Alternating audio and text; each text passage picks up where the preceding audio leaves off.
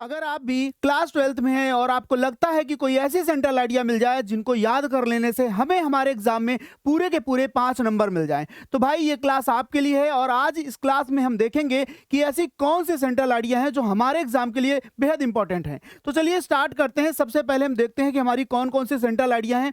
तो हमें ना अपने एग्जाम के लिए बस सिर्फ और सिर्फ ये 3 सेंट्रल आइडिया अच्छे से तैयार करनी है। पहली सेंट्रल आइडिया जिसका नाम है भाई माई मदर एट 66, और दूसरी हमारी सेंट्रल आइडिया जिसका नाम है कीपिंग क्वाइट, एंड लास्ट हमारी सेंट्रल आइडिया जिसका नाम है अ थिंग ऑफ ब्यूटी। सबसे पहले हम बात करेंगे अपनी सेंट्रल आइडिया में माई मदर एट 66 की, जो कि बहुत ही आसान लैंग्वेज में लिख करके आई है। और इसको अगर आपने अच्छे से याद कर लिया, समझ लिया, तो आप आसानी से एग्जाम में लिख सकते हो। देखते हैं हमारे सामने सेंट्रल आइडिया है, दिखाई दे रही। तो हमें जब एग्जाम में लिखना होता है तो सबसे पहले हमें देखना होता है कि कितना हम लिख सकते हैं। क्योंकि अगर हमने सेंट्रल आइडिया को देखा तो हमने लिखा सेंट्रल आइडिया। अगर हम सेंट्रल आइडिया में लिखते हैं तो देखिए, अगर आपने इतनी सेंट्रल आइडिया अच्छे से तैयार कर ली, जिसमें से हम आपको लाइन बाय लाइन अच्छे से एक्सप्लेन करके भी बताएंगे ताकि आपको लर्न करने में कोई प्रॉब्लम ना हो। जैसे स्टार्ट किया है मैंने, देखो the poem my mother at 66। जब भी आप पोयम का नाम लिख रहे हो या फिर कोई पोएट का नाम लिख रहे हो तो उसे हाईलाइट करके लिखते हैं। इससे क्या होता है सर? इससे ये होता है कि हमारे एग्जामिनर की जो नज़र होती है डायरेक्ट यहाँ पर पड़ती है और वो समझ जाता है कि ये पोयम या सेंट्रल आइडिया कहाँ से है। क्लियर? तो हमने लिखा the poem my mother at 66 is composed by Kamala Das. यानी कि जो ये कविता है माई मदर एट 66 कंपोज्ड अर्थात रचित की गई है, लिखी गई है बाई कमला दास। कमला दास के द्वारा माई मदर एट 66 पोयम लिखी गई है। आगे लिखा हुआ है दिस पोयम, यह कविता shows the fear of losing the poetess mother. Shows मतलब होता है दिखाती है। क्या दिखाती है? फियर, डर को दिखाती है। किस डर को? ऑफ लॉसिंग, खोने का। और क्या खोना है भाई? The poetess mother. यह डर कमला दास के अंदर आ जाता है। क्या डर आ जाता है? कि कहीं उनकी माँ उससे दूर ना चली जाए, अर्थात उनका निधन ना हो जाए। आगे लिखा हुआ है कि हर मदर, उसकी माँ, किसकी? कवि, जो हमारी कवित्री हैं जिनका नाम है कमला दास, उनकी माताजी इज इन लास्ट फेज, अंतिम चरण में है, ऑफ हर लाइफ, अपने जीवन के अंतिम चरणों में है। आगे लिखा हुआ है सो, इसलिए सी हैज फियर, उसे डर है, दैट की she will pass away. Pass away का मतलब होता है गुजर जाना, सून का मतलब जल्द ही। तो इसी बात का उसे डर है कि हमारी माताजी कहीं ऐसा ना हो जल्द ही गुजर जाएं। उसके बाद लिखा हुआ है व्हेन सी सॉ, व्हेन मतलब जब, सी मतलब उसने, सॉ मतलब देखा। जब उसने देखा हर मदर्स फेस, अपनी माँ का चेहरा, तो मैनी नेगेटिव थॉट्स, कई नकारात्मक विचार। नेगेटिव थॉट्स मतलब होता है नकारात्मक विचार, जैसे कि बुरे ख्याल, स्टार्टेड अराइजिंग इनसाइड हर, उसके मन में अलग अलग तरीके के ख्याल उत्पन्न होने लगे। सो इसलिए she looked outside of the car, इसलिए उसने क्या किया? कार के बाहर देखना शुरू कर दिया। क्योंकि जब वो माँ को देख रही होती है उसके मन में ये डर उत्पन्न हो रहा है, इसलिए उसने डर को हटा करके उसने कार के बाहर देखना शुरू किया। और जैसे ही कार के बाहर देखती है तो क्या होता है? The scene was full of happiness. जब वो कार के बाहर देखती है तो बाहर का जो दृश्य था खुशियों से भरा हुआ था। एट द एयरपोर्ट, जब वो एयरपोर्ट पर पहुंचती है तो they had to undergo, undergo मतलब होता है गुजरना होता है, उन्हें गुजरना पड़ता है। कहां से? अ सिक्योरिटी चेक, एक सिक्योरिटी चेक से उन्हें गुजरना पड़ता है। फिर क्या होता है?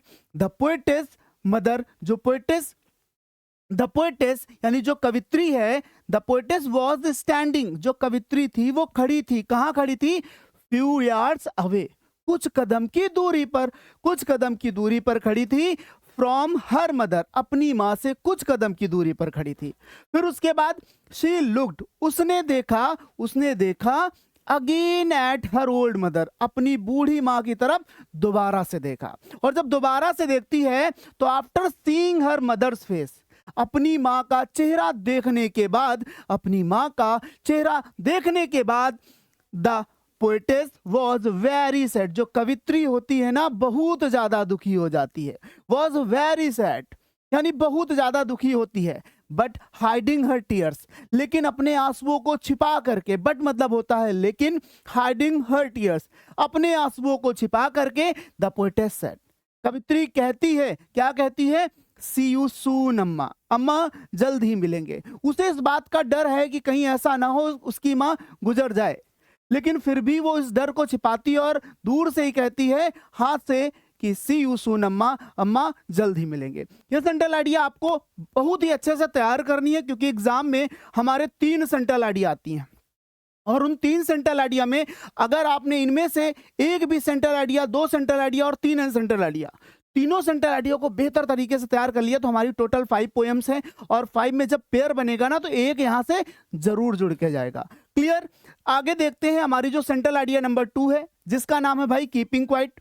कीपिंग क्वाइट की अगर हम बात करते हैं, the poem keeping quiet is composed bye Pablo Neruda, यानी पैब्लो नेरूदा के द्वारा लिखी गई कविता जिसका नाम है कीपिंग क्वाइट। ठीक है, आगे लिखा हुआ है इन दिस पोएम, इस कविता में द पोएट टेल्स दैट, जो पोएट है, जो कवि हैं, टेल्स बताते हैं दैट की man has become very selfish, जो मनुष्य है हैज बिकम हो गया है वेरी सेल्फिश, बहुत स्वार्थी हो गया है, मनुष्य बहुत स्वार्थी हो गया है।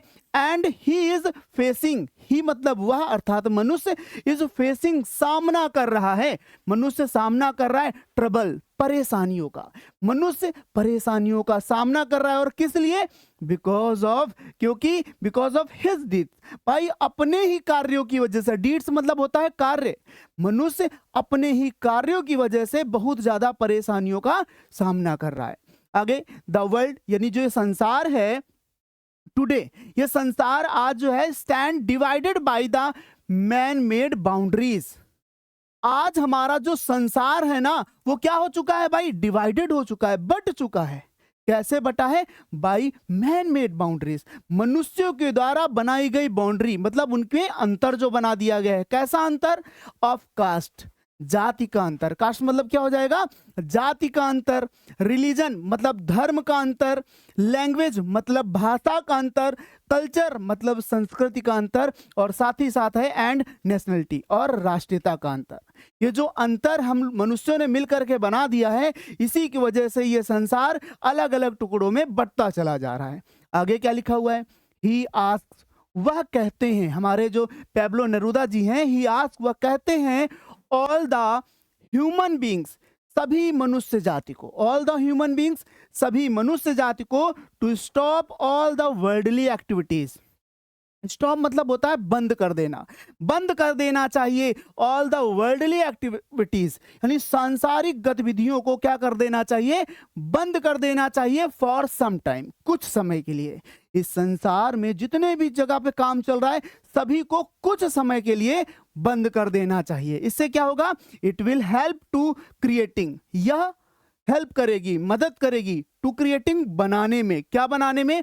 अ फीलिंग, एक भावना, ऑफ म्यूचुअल अंडरस्टैंडिंग, आपसी समझ को बनाने की भावना उत्पन्न करेगी अमंग ह्यूमन बींग्स, मतलब मनुष्य जाति में एक ऐसी भावना उत्पन्न होगी जहां से पता चलेगा कि हर मनुष्य उस समय एक ही जैसा काम कर रहा है। अर्थात अगर मैं यहाँ पर शांत खड़ा हूं तो आप भी वहां पर शांत बैठे हैं, ऐसा बोलते हैं कौन? पैब्लो नेरूदा जी। फिर आगे क्या बताते हैं? द पोयम, ये जो कविता है, हाइलाइट्स, प्रकाश डालती है, वर्णन करती है, ऐसा भी बोल सकते हैं। द पोयम, कविता, हाइलाइट्स, प्रकाश डालती है, द इम्पोर्टेंस, किस चीज का? महत्व, यानी इम्पोर्टेंस ऑफ सेल्फ अवेयरनेस, स्वयं की जागरूकता पर महत्व डालती है। और साथ ही साथ and collecting harmony for better world, और भाई संसार की को अच्छा बनाने के लिए, हार्मनी मतलब एकता या फिर सामंजस्य बनाने के लिए उन चीजों को इकट्ठा करती है, एक जगह पर एकत्रित करती है। अगर हम लोग मिल करके एक जैसा काम करेंगे और एक दूसरे को हानि नहीं पहुंचाएंगे तो ये संसार एक जैसा हो जाएगा। अ थिंग, एक वस्तु, ऑफ ब्यूटी, सुंदरता की एक वस्तु, कुछ भी हो सकती है। जैसे देखेंगे the poem, Kavita, a thing of beauty, सुंदरता की एक वस्तु, ये जो पोयम है, compose by John Keats, John Keats के द्वारा लिखी गई कविता जिसका नाम है अ थिंग ऑफ ब्यूटी।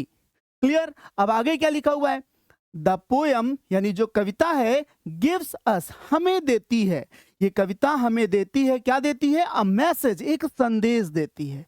यह कविता हमें एक संदेश देती है। दैट का मतलब होता है कि, यह कविता हमें एक संदेश देती है कि अ थिंग ऑफ ब्यूटी, सुंदरता की कोई भी वस्तु, अ सोर्स, एक स्रोत होता है, a source of constant Joy, लगातार रहने वाली खुशी का, विच नेवर एंड्स, जो कभी समाप्त नहीं हो सकता। अगर कोई चीज सुंदरता की है, या फिर बोले तो अगर जैसे कि कोई आपने फूल देख लिया और लग रहा है कि नहीं बहुत सुंदर है, तो उसे जब भी देखेंगे उससे आपको खुशी ही मिलेगी। ऐसे करके यहाँ पर हमारे पास जॉन कीट्स जी हमें बताते हैं। आगे बताते हैं, अ थिंग ऑफ ब्यूटी, जो सुंदरता की वस्तु होती है, गिव्स अस, हमें देती है, इंकरेजमेंट, प्रोत्साहन देती है। इंकरेजमेंट मतलब प्रोत्साहन देती है, टू गो फॉरवर्ड, आगे बढ़ने का। सुंदरता की एक वस्तु हमें इस बात का प्रोत्साहन देती है कि हम आगे बढ़ सके, एंड वर्कड हार्ड, और भाई कठिन परिश्रम कर सके। ये हमें कहाँ से मिला?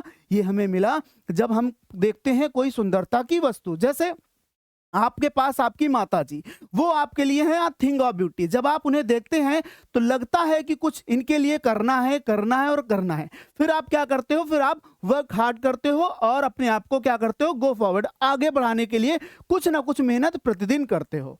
ठीक है, और आगे देखते हैं, आवर अर्थ, हमारी जो पृथ्वी है, is full of beautiful things, हमारी पृथ्वी कई सुंदर चीजों से भरी पड़ी है। इज है, फुल मतलब भरी हुई है, और ब्यूटीफुल थिंग्स, सुंदर वस्तुओं से हमारी पृथ्वी भरी पड़ी है। अ थिंग ऑफ ब्यूटी, सुंदरता की जो वस्तु होती है, टेक्स अवे अवर शोरो, टेक्स अवे हमसे निकाल लेती है, छीन लेती है, क्या? अवर शोरो, हमारे दुख को। अगर कोई सुंदरता की वस्तु है तो वो भाई हमसे हमारे दुख को भी छीन लेती है। पेन मतलब दर्द को भी छीन लेती है, एंड डिसपेयर, और निराशा को भी हमसे छीन लेती है। अर्थात अगर कोई सुंदरता की वस्तु है तो वो हमसे हमारे दुख, दर्द और हमारी निराशा को दूर कर देती है। ठीक है, आगे, द हैप्पीनेस, यानी जो सुंदर, हैप्पीनेस मतलब जो प्रसन्नता है, जो खुशी है, प्रोवाइडेड, जो मिलती है, by a beautiful thing never ends, यानी सुंदरता की चीज से मिलने वाली खुशी नेवर एंड्स, कभी समाप्त नहीं होती है। अगर कोई चीज सुंदर है तो वहां से जो खुशी मिल रही है तो वह कभी भी समाप्त नहीं हो सकती है। बट लेकिन ऑलवेज इंक्रीज, लेकिन हमेशा बढ़ती रहती है, when it comes in our mind, जब भी ये हमारे दिमाग में आती है तो ये खुशी ना और बढ़ जाती है। जैसे कि अगर आपकी माताजी आपके लिए बहुत ज्यादा प्रिय हैं, लेकिन वो माताजी अगर नानी के घर चली गई और आप जब बैठ के माँ को अपने ख्यालों में लाते हो, सोचते हो ना, तो फिर ये प्रेम और ज्यादा बढ़ जाता है। यहीं से पता चला, बट ऑलवेज इंक्रीज, लेकिन हमेशा बढ़ती रहती है, when it comes in our mind, जब ये हमारे दिमाग में आती है तो ये प्रसन्नता हमारी और बढ़ जाती है। आगे क्या बोल रहे हैं? द माई डीड्स, और भाई जो माई डीड्स होते हैं, जो बड़े बड़े महान कार्य होते हैं ना, डीड्स मतलब कार्य, are always a thing of beauty, जो महान कार्य भी होते हैं ना, वो भी कहीं ना कहीं सुंदरता की एक वस्तु होते हैं।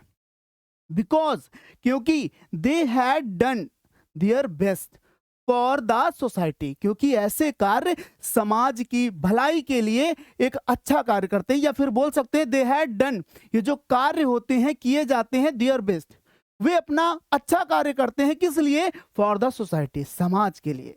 समाज के लिए किया जाने वाला अच्छा कार्य भी अ थिंग ऑफ ब्यूटी कहलाता है।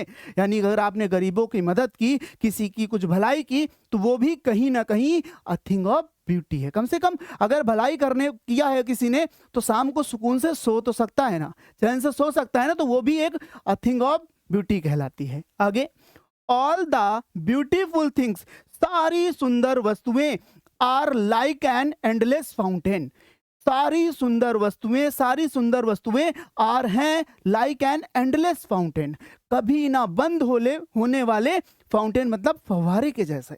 जो सारी सुंदर वस्तुएं हैं वह कभी ना समाप्त होने वाले एक फव्वारे के जैसी हैं, जो कि सेंट बाय गॉड, जो भगवान के द्वारा भेजी गई हैं। यानी ऐसा बोल सकते हैं कि जितनी भी सुंदर वस्तुएं हैं वो भगवान के द्वारा हमें प्रदान की गई हैं, जो कभी भी समाप्त नहीं हो सकती, जिनका सीधा संबंध एक ऐसे फव्वारे से है जो कभी रुकता नहीं है।